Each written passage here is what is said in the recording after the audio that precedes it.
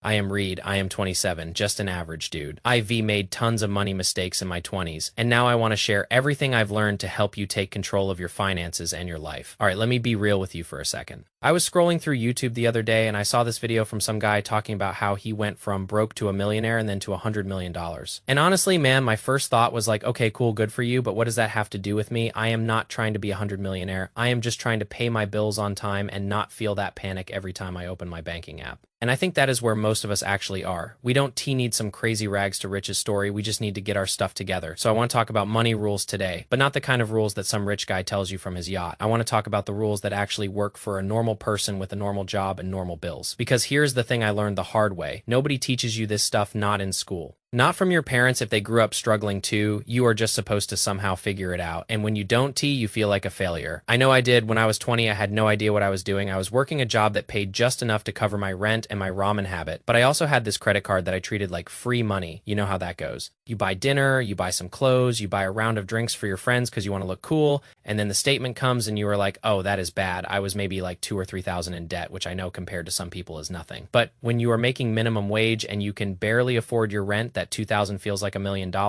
I remember laying in bed at night just staring at the ceiling thinking, how am I ever going to get out of this? I felt stuck. I felt like everyone else had figured out some secret that I just didn't have access to. But here's what I learned. There is no secret. There's just boring, consistent habits that add up over time. And I know that sounds like the least exciting thing you've ever heard. But trust me, it is true. The people who end up in a good place financially, they didn't win the lottery, they didn't get a lucky break, they just made a bunch of small, smart decisions over and over again until those decisions turned into a different life. So let's talk about the first thing that actually helped me. And it is going to sound dumb, but stick with me. I had to figure out where my money was actually going. I mean, like, really figure it out, not just a rough idea. I sat down one night and I looked at every single transaction from the last 3 months, and I was shocked, man. I was spending like $60 a month on coffee, another 100 on eating out subscriptions I forgot I even had. It was humiliating, honestly. But it was also freeing because once I saw the problem, I could actually do something about it. I cut out the stuff I didn't really need, not all of it, because you gotta live a little, but I stopped pretending I needed a $5 latte every morning when I had perfectly good coffee at home. That one change alone saved me like $50 a month. It is not a lot, but it was a start. The next thing I did was I built a real budget, and I don't mean one of those complicated spreadsheets with 12 categories and color coding. I mean, I wrote down my income, then I wrote down my fixed expenses like rent and utilities, and then I wrote down what I wanted to save. Whatever was left, I could spend guilt-free. That was it. Super simple. And for the first time in my life, I felt like I was in control. Not my bank account, not my credit card company, me. Now let me tell you about something that people don't talk about enough. The 4% rule. This is a concept that a lot of finance people throw around, but they make it sound way more complicated than it needs to be. Basically, the idea is if you save enough money and invest it, you can live off the returns without touching the principal. The rule says you can safely withdraw 4% of your savings every year without running out of money. So if you want to live on $40,000 a year, you need to save $1 million. Sounds insane, right? $1 million.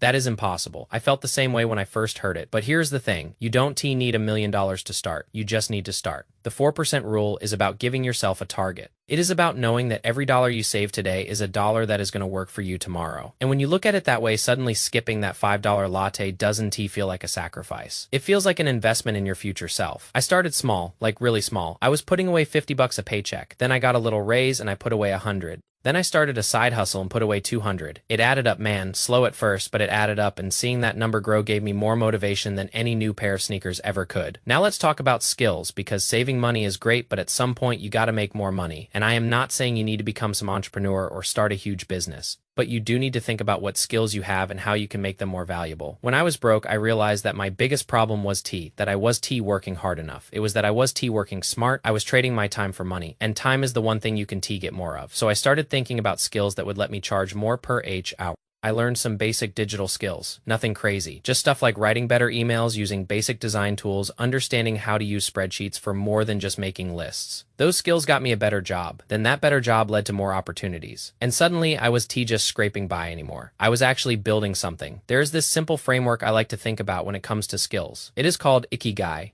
It is a Japanese concept. You ask yourself 4 questions. What do I love? What am I good at? What does the world need? And what can I be paid for? The sweet spot is where all 4 overlap, and that is where you want to build your skills. For me, it turned out that I was decent at explaining things in simple terms, and there are a lot of people who need help understanding money, and there are people willing to pay for that help. So I leaned into it. I started a blog, then a YouTube channel, nothing fancy, just me talking about stuff I learned, and slowly it turned into a side income, then it turned into my main income. I am not rich, but I am comfortable, and more importantly, I am free. Here is something else I had to learn the hard way. Don T, work for your money, make your money work for you. This sounds like a cliche, I know, but it is real. When you are working a job, you are trading your time for a paycheck, and there is nothing wrong with that. It is how most of us survive. But if you want to actually build wealth, you need assets, things that make you money while you sleep. For most people, the easiest way to start is with index funds. These are just baskets of stocks that track the whole market. They re-boring, they re-safe, and over time they go up. I put a chunk of my savings into an SP 500 index fund, and I just don't touch it. Some months it goes down, some months it goes up, but over the years it has gone up way more than it has gone down. That money is working for me right now as I am sitting here talking to you. I didn't do anything. I just let it sit there. But here is the thing. You can invest money you don't have. So the first step is always to save. And I know saving is hard, especially when you are young and you want to go out and have fun, but you don't have to give up everything. You just have to be smart about it. Cook at home more, find free things to do with your friends. And every time you resist the urge to spend, ask yourself, do I need this or do I just want it? Most of the time it is a want, and that is okay sometimes, but not every time. I want to talk about leverage too, because this is one of those concepts that sounds complicated, but it is actually pretty simple. Leverage is just using a tool or a system to get more done with less effort. Like think about a lever. If you want to move a big rock, you can try to push it with your hands, or you can get a long stick and use it as a lever.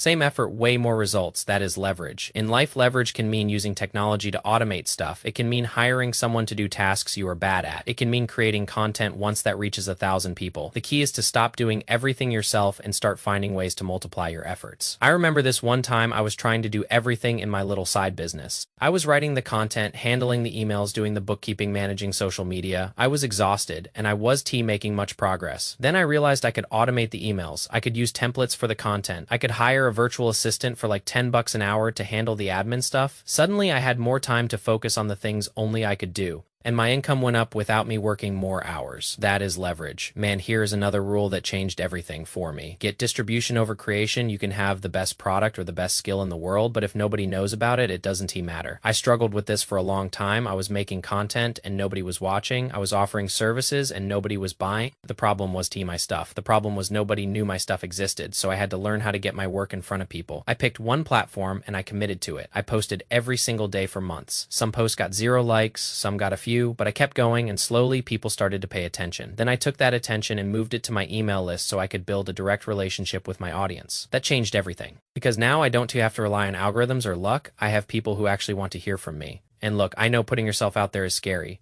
I hated it at first. I felt like an imposter, but I realized that most people are just looking for someone relatable, someone who has been where they are, and that is me. And that could be you too. You don't need to be an expert. You just need to be a few steps ahead of the person you are helping. All right, I got to talk about debt because this is where a lot of us get stuck. There is good debt and there is bad debt. Good debt is borrowing money to buy something that makes you more money, like a loan to start a business or invest in equipment for your side hustle. Bad debt is borrowing money to buy stuff that loses value, like a new car or a fancy vacation or clothes you don't need. I fell into the bad debt trap hard in my early 20s. I had a credit card with a high limit and I used it like it was free money. I bought things I couldn't afford to impress people I didn't even like. And then the payments came and I was stressed all the time. It took me over a year to pay off that debt. And during that year, I couldn't save anything. I couldn't invest anything. I was just treading water. I promised myself after that I would never finance a lifestyle I couldn't afford, and I stuck to that. Now, if I can pay cash for something, I don't buy it, unless it is literally an asset that is going to make me money. That simple rule has saved me so much stress. There is one more thing I need to say about money. It is a tool, not the goal. I know that sounds like something a rich guy says to sound deep, but hear me out. The real goal is freedom. Freedom to wake up and choose how you spend your day. Freedom to say no to a job that makes you miserable. Freedom to spend time with the people you love. Money just helps you get there. It is not the destination. I've met people who have a lot of money and are still miserable. I've met people who have very little and are happy. The difference is what they do with what they have. So don't chase money for the sake of having money. Chase the life you want and use money as the tool to build it. When I was broke, I thought having money would fix everything, and it did fix some things. I don't stress about bills anymore. I can help my family when they need it. I can take a vacation without going into debt, but it didn't fix the deeper stuff. I still have bad days. I still make mistakes. I still struggle with discipline. Money just amplifies who you already are. If you are a good person, you LL use money to do good things. If you are not careful with your life, you 1T be careful with your money either. So work on yourself first. The money stuff gets easier when you have your head on straight. Let me share something personal. I had a friend in college who came from a well-off family.